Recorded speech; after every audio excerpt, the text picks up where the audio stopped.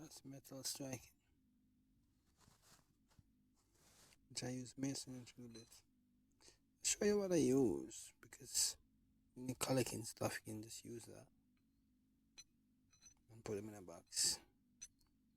You can get the proper kit afterwards, but you can just use the basic tools as well. And you can use a file.